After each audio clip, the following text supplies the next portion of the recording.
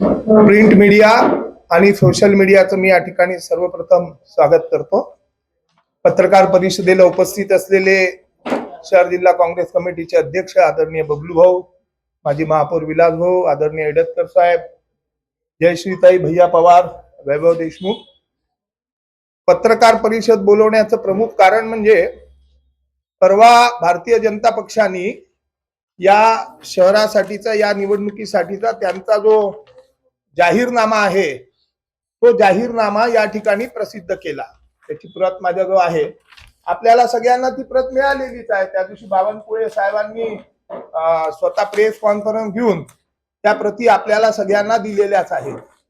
हा जो जाहीरनामा आहे, हा जाहीरनामा म्हणजे गेल्या 8.5 वर्षामध्ये भारतीय जनता पक्ष आणि महायुतीच्या शासनाने अमरावतीकर जनतेच्या सर्व क्षेत्रामध्ये, विकासाच्या प्रत्येक क्षेत्रात त्यांच्या कार्यकाळात जी शहराची अधोगती झाली, वाहतूक, आरोग्य, कचरा निर्मूलन, पाणी पुरवठा, प्रॉपर्टी टॅक्स, रस्ते, नाल्या, फ्लायओव्हर, आंतरिक सुरक्षा, झोपडपट्टी विकास, सुशिक्षित तरुणांचा रोजगार, कंत्राटी कामगार, यामध्ये त्यांनी या शहराची केलेली जी फसवणूक आहे त्या फसवणुकीचा हा कबुलीनामा आहे, असं आम्ही या ठिकाणी स्पष्टपणे नमूद करतो आहे।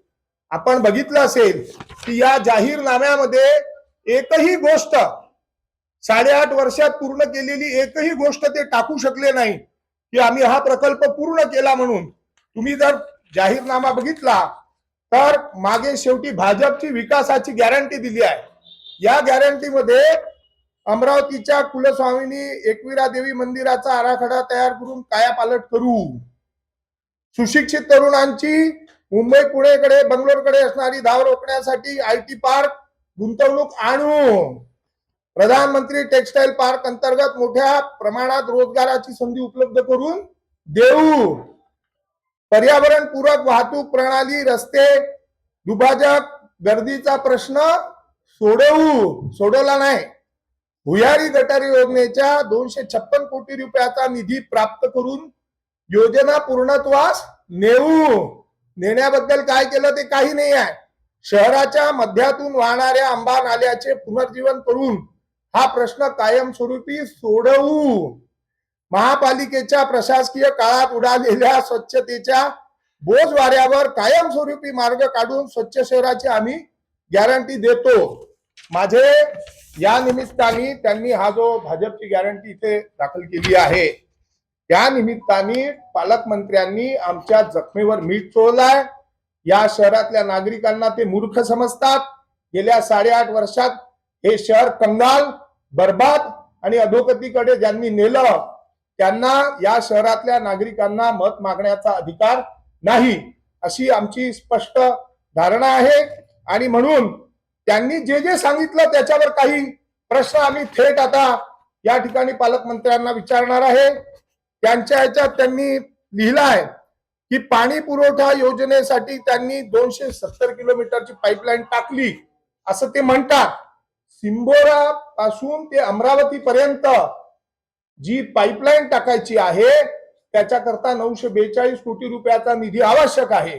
आज या शहरामध्ये 1 दिवसाआड पाणी पुरवठा होतो आहे, उन्हाळ्यामध्ये ती परिस्थिती अजून खराब होते आहे। तो पैसा कधी देणार याच्याबद्दल एक शब्द याच्यामध्ये त्यांनी सांगितला नाही आहे। खरी अडचण जी आहे ती त्या पाणी पुरवठा योजनेच्या जे पाईपलाईन टाकायचं आहे सिंबोऱ्यापासून तर अमरावती पर्यंत, याच्याबद्दल एक अवाक्षर त्यांच्या ह्याच्यात नाही, एक छदाम त्यांनी आम्हाला दिलेला नाही। 24 तास पाणी पुरवठा उपलब्ध करून देण्याच्या संदर्भात कोणत्याही प्रकारचं आश्वासन ते देऊ शकत नाही। याचा अर्थ स्पष्ट आहे की निवडणुकीच्या तोंडावर खोटे आश्वासनं द्यायचे, लोकांना भूलतापा द्यायच्या, मूर्ख बनवायचं आणि इथल्या जे मूलभूत प्रश्न आहेत त्या प्रश्नांना बगल द्यायची, अशा प्रकारचा हा एक अतिशय निंदनीय असा प्रकार आहे। दुसरा आहे सुदृढ व निरोगी अमरावतीसाठी काळात होती आणि का काढल्या गेली प्रशासकाच्या राजवटीत, त्यातून हे जे दमन केल्या गेलं, हे जे चालू आहे याचं त्यांनी स्वतः हे दिलाय ना।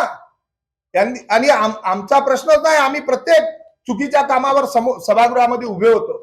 तुम्हाला पाहिजे असेल तर त्याचे पुरावे देऊ शकतो. महापालिकेत आम्ही सत्तेत होतो भैयाजी, तर राजापेठचा उड्डाणपूल महापालिकेने केला, आम्ही केला होता ना. मी सांगितलं ना 55 लोकांची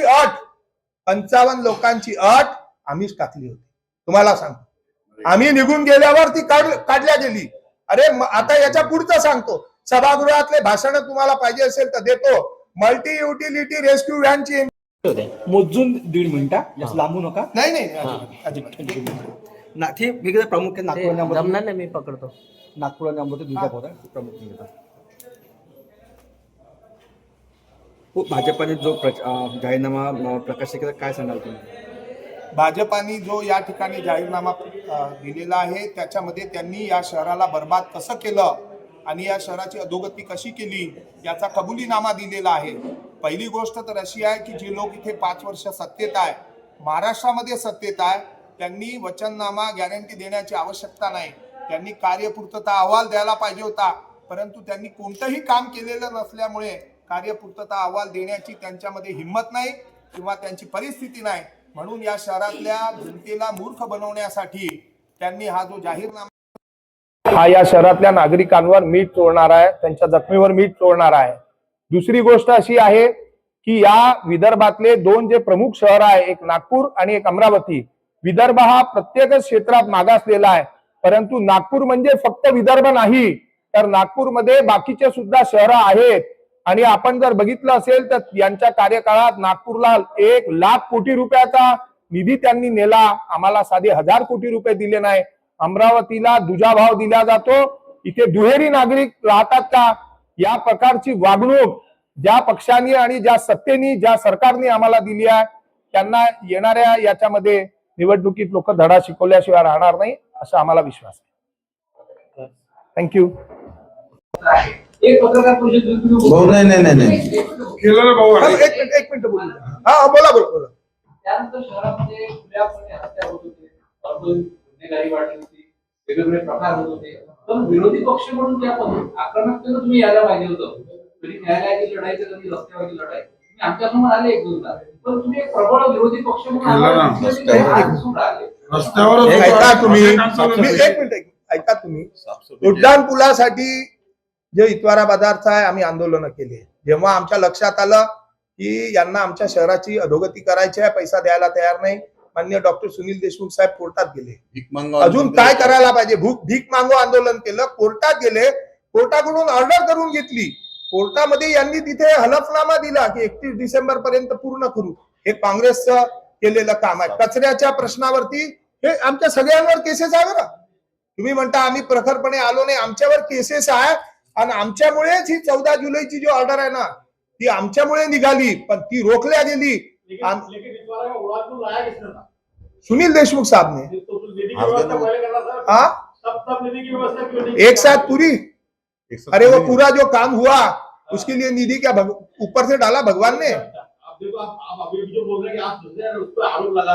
अरे भैया आप बताओ, जब कोई भी एक काम निकलता, टेंडर निकलता, ठीक है, उसकी एक एस्टिमेटेड कॉस्ट रहती, उसका ये निकलता, मतलब प्रोग्रेस का वर्ड ये निकलता, पीरियड निकलता कि भाई 2 साल 3 साल में ये काम आपको पूरा करना है. सुनो एक मिनट, आप मेरे को बोलने दो.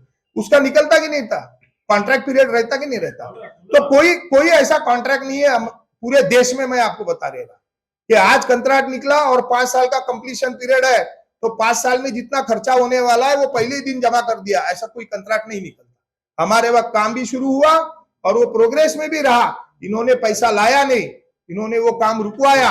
और उसके कोई अलग अलग ये है, हर एक मुद्दे के ऊपर कांग्रेस लड़ रही थी. हमारे ऊपर केसेस है और हमने ये सारे मुद्दे जो है, हमारा सिर्फ एक ही सवाल है, हमने जितने सवाल उनको पूछे उसके उन्होंने जवाब देना. धन्यवाद. काँग्रेस कमिटीच्या पत्रकार परिषदला उपस्थित सर्व पत्रकारांचे मी मनापासून स्वागत करतो. मंचकावर प्रदेशचे उपाध्यक्ष आणि माजी महापौर मिलिंद चिमोटे, माजी महापौर विलास